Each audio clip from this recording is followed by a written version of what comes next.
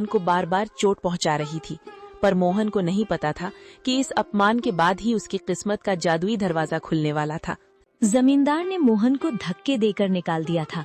मोहन हताश होकर लौट रहा था, तभी झाड़ियों से कराहने की आवाज आई। अरे, ये नन्ही से चिड़िया, इसके पंख तो खून से सने हैं। कितना तड़प रही है ये। लगता है किसी बेरहम शिकारी का तीर इसकी रूह को छूकर गुजरा है। मोहन चिड़िया को हथेली पर उठाता है। चिड़िया कांप रही है।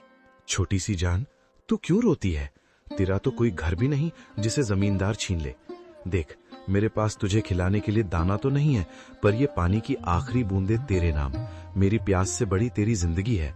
मेरी धोती का ये टुकड़ा शायद तेरे घाव ना भर पाए, पर तेरी तड़प को थोड़ा आराम तो दे सकता है।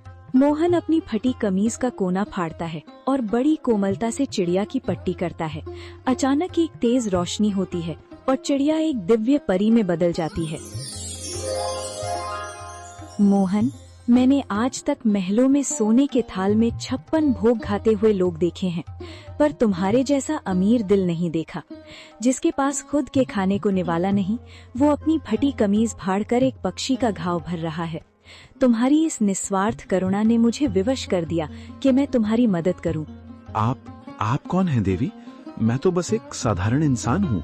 मैं तुम्हारी परीक्षा थी मोहन। ये लो, ये आलू और मटर के बीज साधारण नहीं है।